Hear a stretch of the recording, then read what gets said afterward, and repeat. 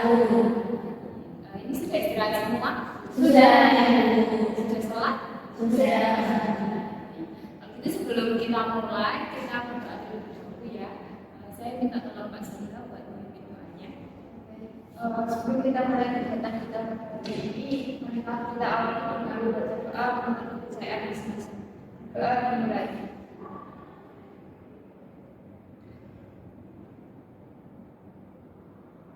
Doa dilakukan. Mana hari ini? Alhamdulillah hari ini. Kelas mana? Dari kelas sebelum saya. Kemarin saya ngobrol ke Mbak Syafa ya, dari Kupa ya. Ternyata alhamdulillah kumpul 1, 2, 3, 4, 5, 6, 7 orang. Ada yang tahu nggak kenapa saya kumpulkan di sini? Tidak tahu. Jadi siang ini saya memang mengagendakan kalian untuk kumpul di sini untuk melakukan kegiatan bimbingan kelompok. Ada yang sudah tahu bimbingan kelompok? Belum ada yang pernah ikut? Jadi saya jelaskan sedikit ya bimbingan kelompok. Jadi bimbingan kelompok itu adalah layanan di bimbingan dan konseling berupa diskusi, dalam bentuk diskusi, di mana di dalam diskusi itu kita bisa mendapatkan informasi, wawasan, dan pengetahuan mengenai materi yang memang didiskusikan pada saat itu. Bimbingan kelompok sendiri itu bisa diterapkan di 4 bidang, mulai dari sosial, karir, dan belajar. Untuk siang ini kita khususkan ke bidang belajar. Kalian sudah membawa apa yang saya minta? Sudah.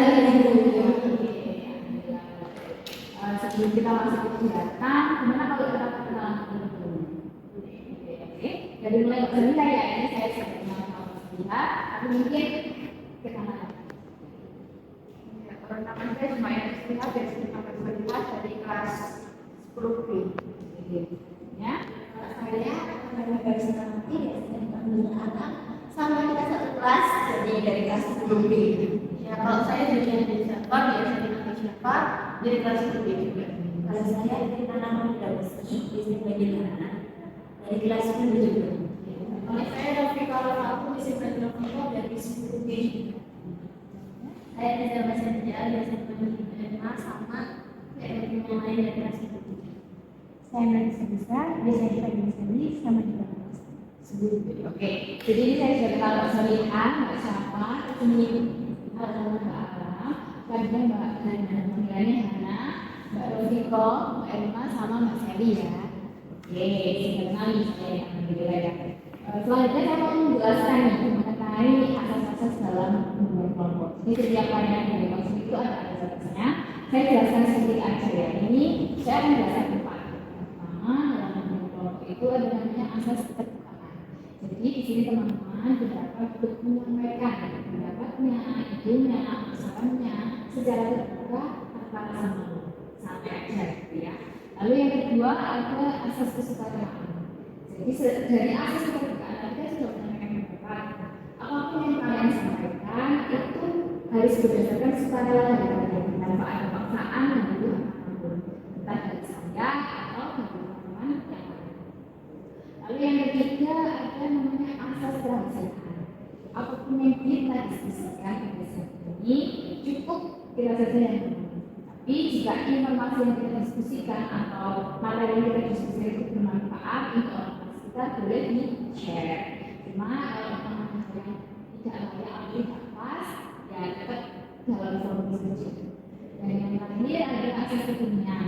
Di asas kekinian ini adalah kita membahas ya masalah atau materi yang kita bahas itu adalah tentang kekinian lah yang terjadi saat ini atau memang dari kalian gitu, oh saya ada ini gitu, dari beberapa teman ada ini, nah itu yang untuk durasi bimbingan kelompok sendiri mulai dari 30 sampai 45 menit ya teman-teman. Oke, selanjutnya kita langsung aja masuk ke temanya ya. Tadi kan sudah saya sempat notis nih, temanya adalah belajar. Dari kalian ada yang mau mengungkapkan nggak sih apa itu belajar? Mungkin? Oke, Pak Riko, Ini menurut pemahaman saya yang punya belajar itu suatu proses atau upaya yang dilakukan seseorang untuk mendapatkan perubahan proses untuk mendapatkan perubahan tingkah laku atau keterampilan. Ada lagi? Oh, nah, Menurut saya belajar itu upaya untuk mendapatkan pengetahuan itu. Oke, untuk mendapatkan pengetahuan ya. Oke, sudah ada dua ya. Saya mau nambahin, saya mau mencoba ya. Ya, silakan. Jadi menurut saya mungkin belajar itu adalah proses untuk mendapatkan hal baru. Oke, hal baru. Ini disimpulkan ya dari tiga jawaban teman-teman ini, Mbak Riko, Mbak Ana, dan Mbak Alam. Mendapatkan keterampilan atau perubahan perilaku, lalu mendapatkan pengetahuan dan mendapatkan ilmu. Sudah cukup nih jawabannya, itu sudah cukup menarik ya. Jadi di sini kenapa sih ibu kok pilih belajar?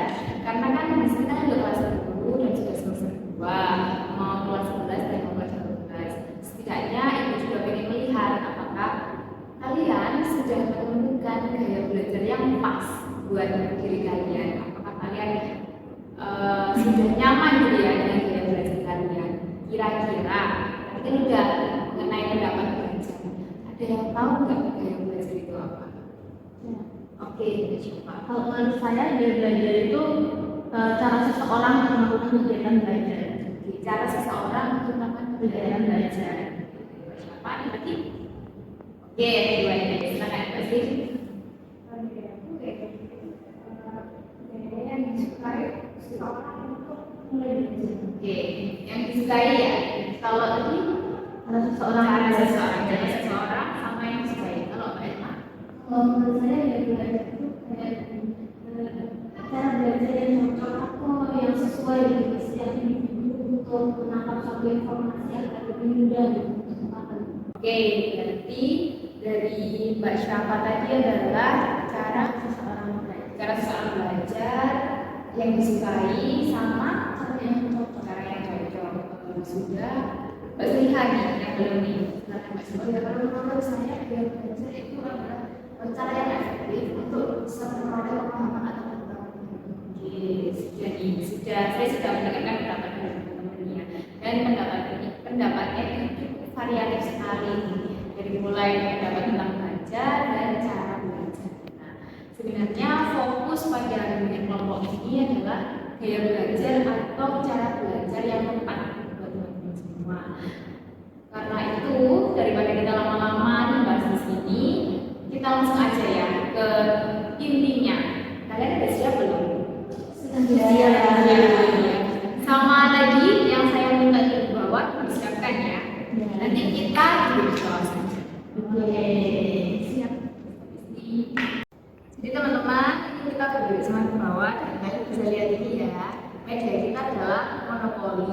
Jadi kemarin itu kayak monopoli biasa, cuma di dalamnya ini sedikit berbeda nih. Dan kan bisa lihat ini. Nah, di sini kan ada dua kartu ya, dari biru sama pink. Jadi kartu biru ini adalah kartu pengetahuan dan kartu pink ini adalah kartu hiburan. Lalu kalian bisa lihat di dalamnya di sini ada kartu hiburan, kartu pengetahuan, lalu ada ketahuan bolos sekolah dan lain sebagainya. Nah, untuk kayak kartu-kartu, kalau kalian berada di tempat itu ya nanti ambil kartu yang sudah saya jelaskan tadi. Nah, di monopoli itu kan biasanya ada masuk penjara ya karena mencuri atau apa. Di sini juga ada nih ketahuan bolos di kantin di bagian paling pojok. Nanti kalau kalian mendapatkan angka dan kalian harus berhenti di sini, kalian harus pindah ke sini, masuk ruang BK karena kalian ketahuan bolos di kantin. Untuk keluar dari ruang BK, kalian harus menunggu giliran kalian selanjutnya dan memberikan satu syarat yaitu pantun. Pantunnya nggak perlu pantun yang terlalu berat, cukup pantun jenaka aja. Oke?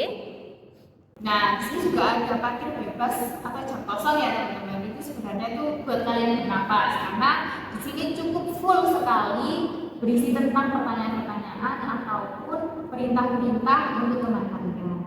Dan untuk dagingnya ini spesial banget. Biasanya dagingnya itu kan 1 sampai 6, tapi di sini cuma 1 sampai 3 saja. Karena memang di sini angkanya cuma sampai 12. Lalu untuk yang nomor 3 ini kan bisa dilihat ya teman-teman. Minta teman mundur dihentakkan. Nah, ini berlaku pada pemain ketiga. Jadi kalau pemain pertama dan pemain kedua dapat ini itu dianggap free, dia bebas. Tapi nanti pemain ketiga kalau dia dapat ini Ya, nanti dia akan meminta temannya untuk mundur duluan. Kita langsung aja main ya, biar enak. Silakan pionnya ditaruh di tempat start.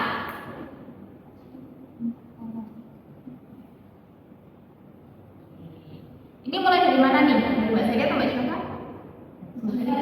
Oh iya, oke, silakan.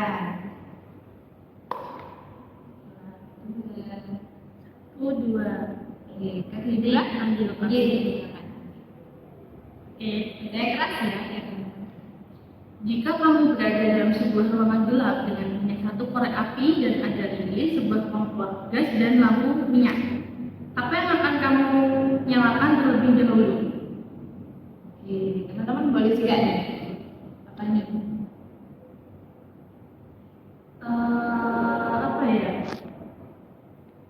Kan ini di ruangan gelap, bukan berarti kan nggak lampunya nggak mati, mungkin colokan lampunya. Oke, lampunya. saklarnya Iya, ya, saklar lampu. Ada yang punya jawaban lain? Kalau saya pikirannya lampu sih, bukan kan lampunya Iya, bukan lampunya bukan mati. Yang lain? Setuju. Betul, jawabannya adalah saklar lampu. Oke. Lanjut deh, sekarang yang kedua, Mbak Hana. 1. Oke, silakan. Apa perintahnya? Lempar gamelan. Iya, silakan lempar. 1 lagi. Tidak apa-apa.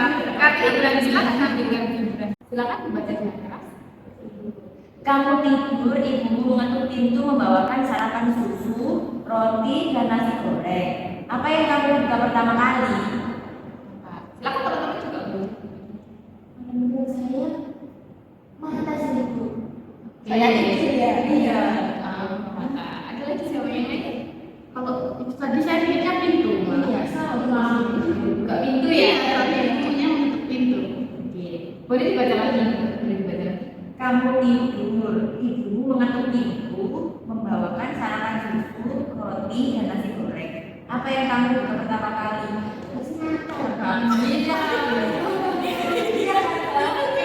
Jawabannya adalah mata.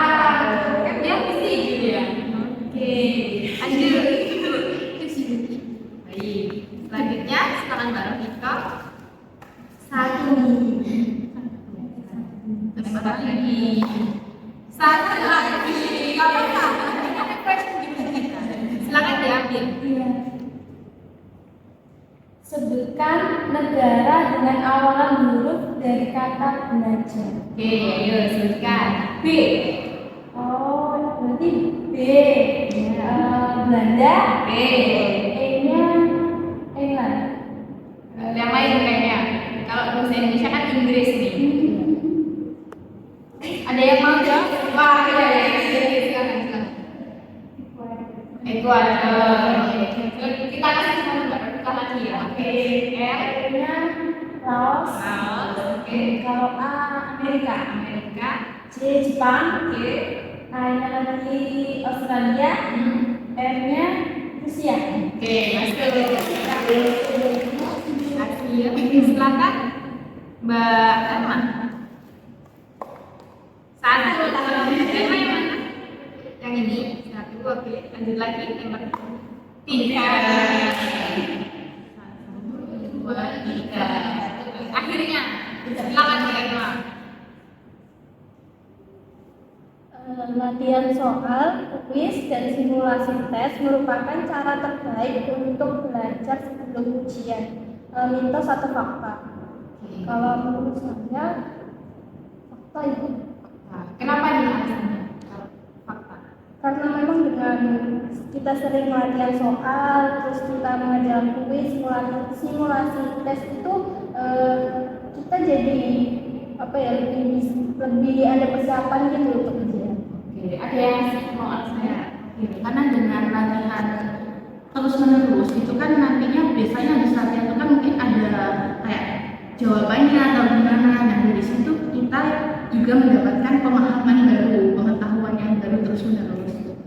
Oke, jadi 1 orang lagi.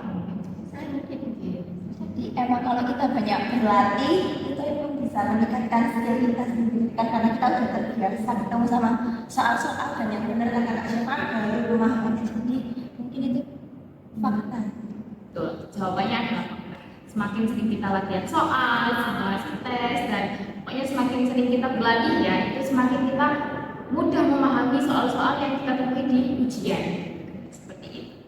Bagus banget nih jawabannya. Bertiga nih, udah. Yang lain aktif lagi ya.